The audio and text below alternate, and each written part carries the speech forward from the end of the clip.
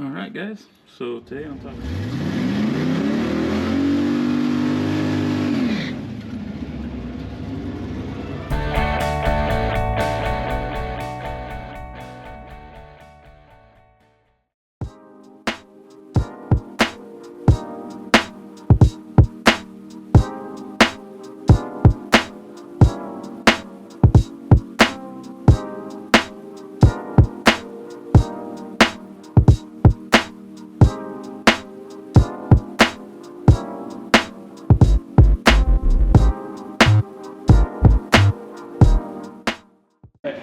So, you guys can see that I sort of skipped ahead on the assembly of the motor.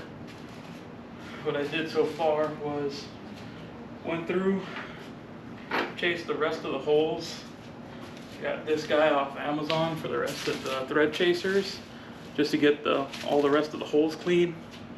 And the three that you need for the exterior of the block are the 6, 8, and 10 by 1.5.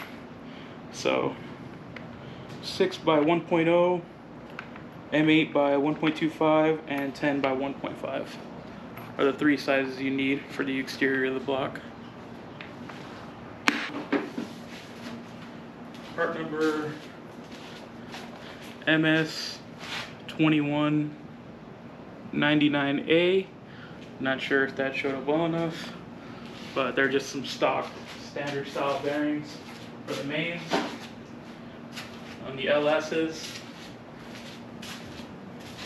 on 1, 2, 4, and 5, they're all sort of standard style bearings.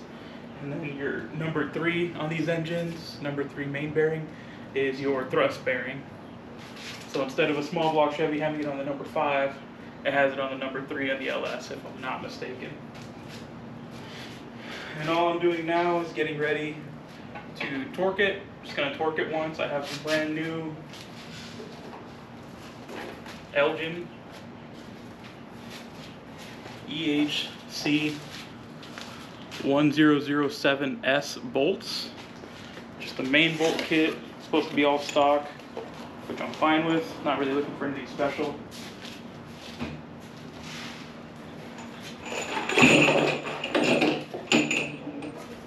These, it doesn't seem like it's the mains that fail. It seems like it tends to be the rod itself that fails on these. So against the machine shop that I was talking to, he said to use some better performance bearings.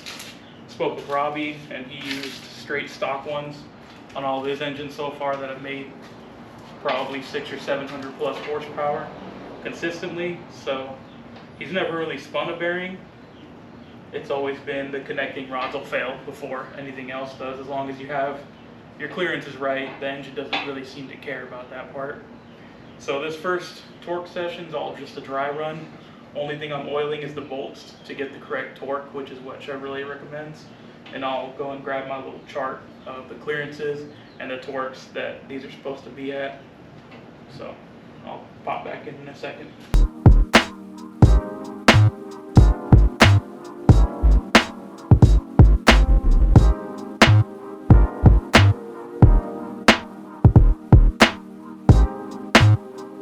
One thing I do want to mention before I go on is,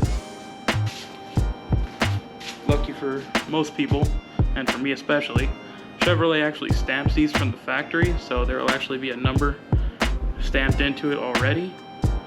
And then before installing the shells of your bearing into either the engine block or the actual main cap, you want to wipe down the surface where the back of the bearing sits, because the tang is there to help it not spin as well, but ideally you want there to be no lubrication on the back of the bearing at all, so that there's less possibility of it also spinning in the housing. So you go over this like 2 or 3 times with brake clean or acetone or whatever your preferred solvent is, and make sure this surface has basically no oil on it. And that's what I'm doing now. So just a heads up on that.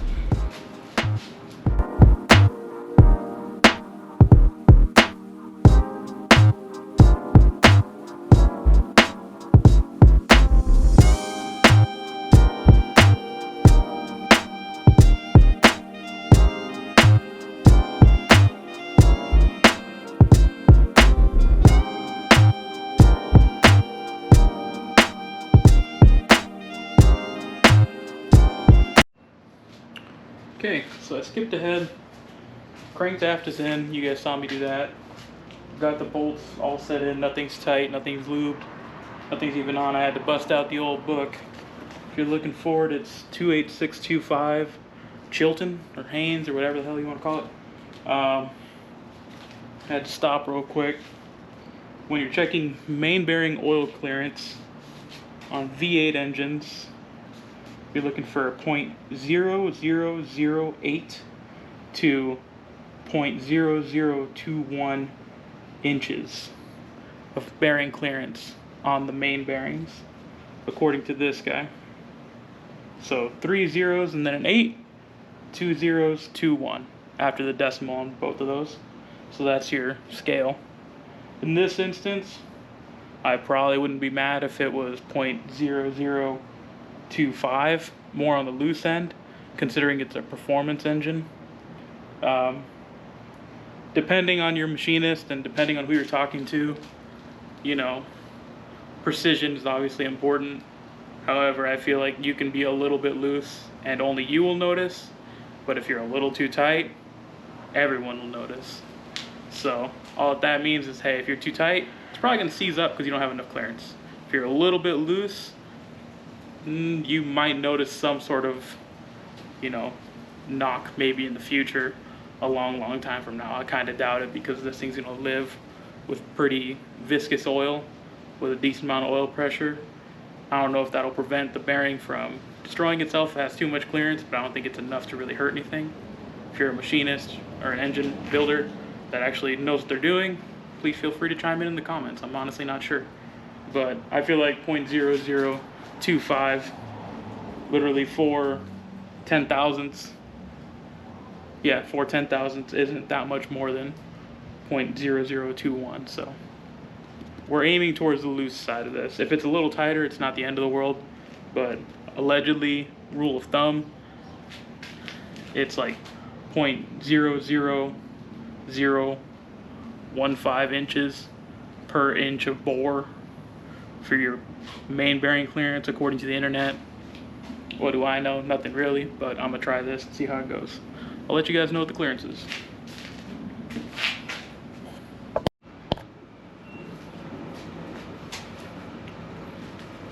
Okay, so what I'm using to check the clearance is green plastic gauge, kind of because it falls right in our range, 0.001 inches to 0.003 for the clearance range. So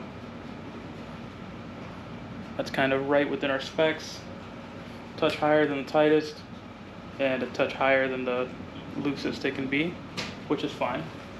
This will give us a pretty decent reading. All you do is you cut a section of this off with a scale. Make sure you're reading the inches side for this, and then you put the piece of plastic on the bearing, crush it with the other side of the bearing. In this instance, if you want to do this right, you'll check all of your main bearing clearances. For now, I'm just checking number 4. So it's not technically right, but I honestly, if one's good, I'm pretty sure all of them are, and if I'm wrong, well, I'll find out when I start it. It is what it is. That's how I did the last one, and you know, if this one checks out as a little loose and they're all brand new bearings and the crank has been polished, I'm not too worried about this. This should all be pretty close to within the same range.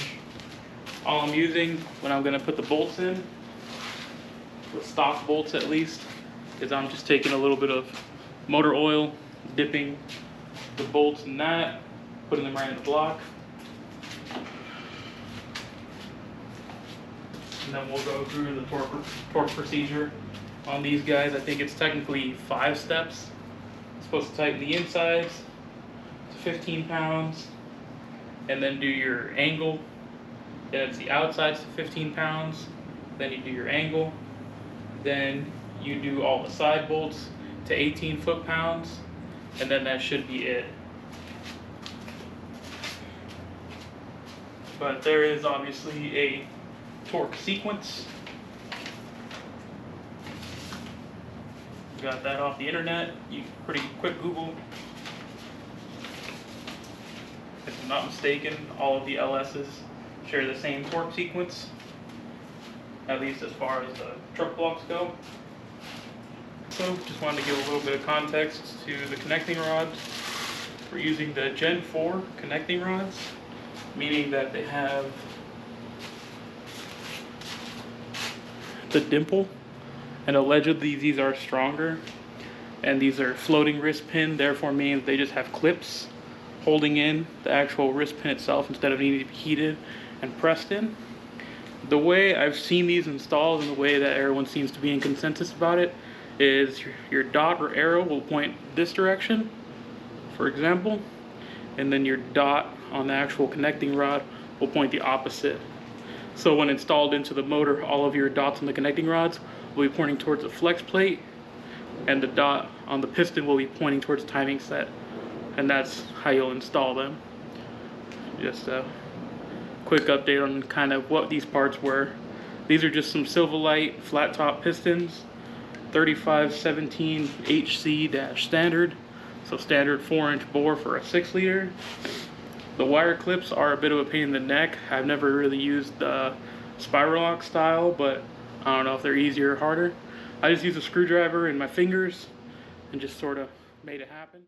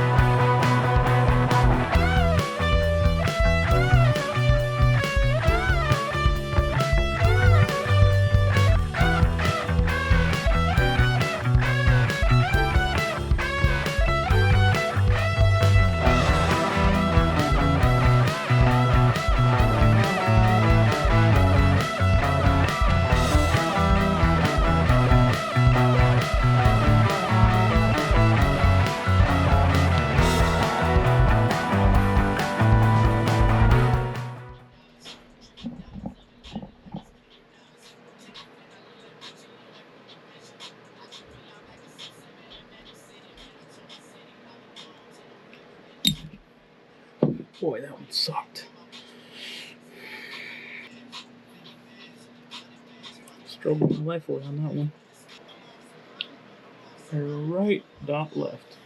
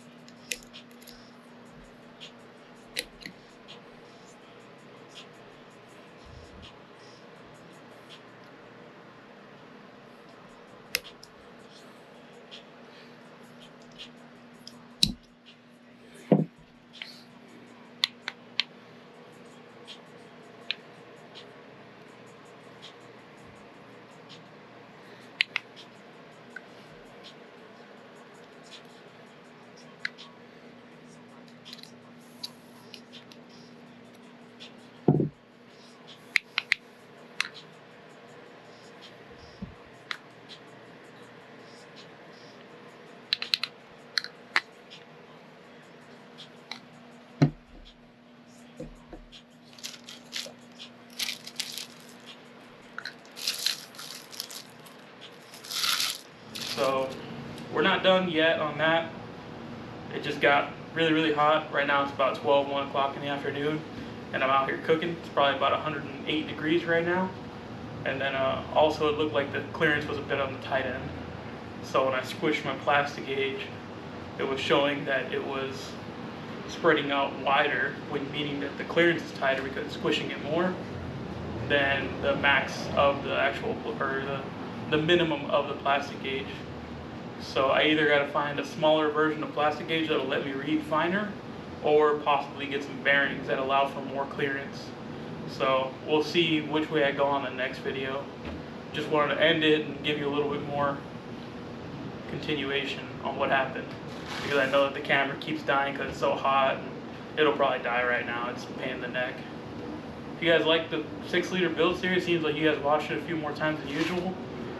Let me know in the comments if you guys have any specific questions about how I've assembled my motors, or if you guys have any questions or any concerns about how I am assembling, if you saw me doing anything wrong. Just give me a heads up. I really appreciate it.